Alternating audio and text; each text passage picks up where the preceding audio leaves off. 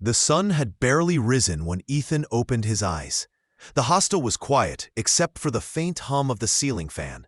Ryan still slept on the top bunk, one arm hanging off the side, snoring softly. Ethan sat up and stared at his phone. The message from last night still flashed in his mind. We noticed. Who had sent it, and what exactly had they noticed? He sighed, turned the screen off, and looked out the small window. Outside, the campus lawn shimmered with morning dew. Students would soon fill the paths again, laughter, noise, and the same routine.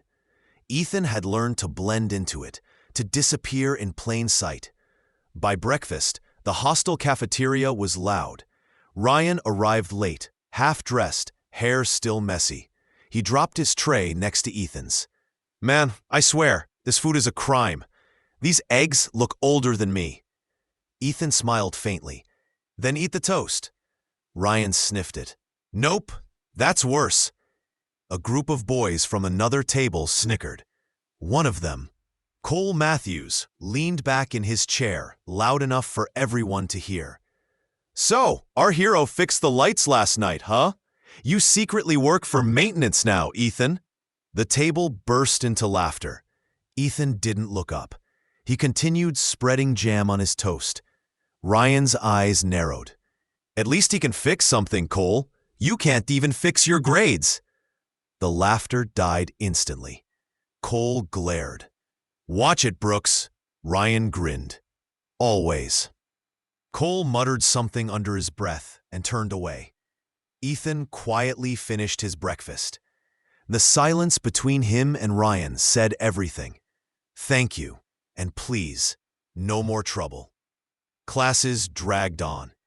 Professor Lewis's lecture on business ethics felt endless. Ethan wrote notes, barely listening, his mind elsewhere. During lunch break, his phone buzzed. Unknown number again. He opened it under the desk. Unknown. "Nice work last night. You haven't lost your touch." Unknown. "We'll talk soon." That was it. No name, no reply option. Ethan stared at the screen for a long time before locking it. Across the hall, Sophie Lane was watching him. Their eyes met for a second before she looked away, pretending to talk to her friend. By evening, Ethan returned to the library. It had become his refuge. Quiet, predictable, safe. He took his usual seat near the window. A few minutes later, someone sat down opposite him. It was Elena. She smiled politely. "You're here every day." Ethan nodded. "Helps me focus." "You must really like books." "Not really. I just like silence." Elena chuckled softly. Silence can say a lot sometimes. Her words caught him off guard. Simple but true. For a few minutes, they both read quietly. Then Elena whispered, "You know, people were talking about you today." Ethan looked up. "What kind of talk?" "The usual gossip," she said carefully. "That you're not what you seem. That you have some secret background." Ethan's expression didn't change. "People get bored easily." "Maybe," she said, closing her book. "But sometimes rumors start with truth." Their eyes met, calm, curious, cautious. Then Elena smiled again and stood. "See you around, mystery boy." Ethan almost smiled back. Night came quickly. Ryan was out with friends, leaving Ethan alone in the dorm. He sat by the window, typing quietly on his laptop. Nothing serious, just clearing cache logs, checking systems. Then a loud crash echoed from the corridor. He stepped out. 2 first-year students were arguing. One had dropped a metal bucket, water spilling across the floor. Cole Matthews stood there too, arms crossed. "What's going on?" Ethan asked. Cole smirked. "Oh, look, the janitor's here again." The younger boys laughed nervously. Ethan ignored him and helped lift the bucket. Cole stepped closer.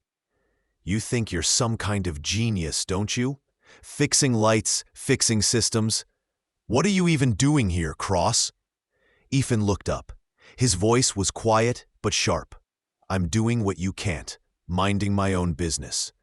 For a second, Silence filled the corridor. Cole's smirk faded.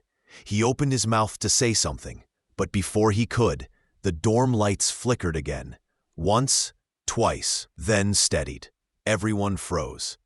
Cole stared around, confused. Ethan's gaze didn't move. "Good night, Cole," he said softly, and walked back into his room. Cole's jaw tightened. The hatred in his eyes said this wasn't over. It was past midnight when Ethan's phone buzzed again. This time, it wasn't a text. It was a call. No number, just unknown caller. He hesitated, then answered. A calm, distorted voice spoke. "Still keeping a low profile, Mr. Cross?" Ethan's breath caught. "Who is this? You don't need my name. Just know that people are watching. Some want to find you, some want to help." Ethan clenched his jaw. "I don't need anyone's help." "That's what your father used to say." The line went dead. For a long moment, Ethan sat frozen. No one at the university knew about his family, not even Ryan. So how did this stranger know? He got up, locked the door, and paced the room. His mind replayed the words, "Your father used to say." Minutes later, Ryan stumbled in, laughing, half drunk on energy drinks and exhaustion. "Bro, you awake?" "Yeah." Ryan flopped onto his bed. "You ever feel like this place is fake, like everyone's wearing a mask?" Ethan looked at him for a long second. "Maybe that's what college is, learning which mask fits." Ryan stared at the ceiling. "You sound like a writer." Ethan smiled faintly. "Just observant." Ryan turned his head. "Hey, thanks for earlier in the cafe. For not letting Cole get to me." Ethan shrugged. "He's just noise." Ryan grinned sleepily. "You're weird, man, but I like weird." He was asleep within minutes. Ethan sat by the window again, staring at the dark sky. Far across campus, lights shimmered in the admin building. Somewhere out there, someone knew his name. His real name. He whispered to himself, "You want to watch me? Fine, watch me rise." Outside, the night wind rustled the trees, carrying whispers only Ethan could hear.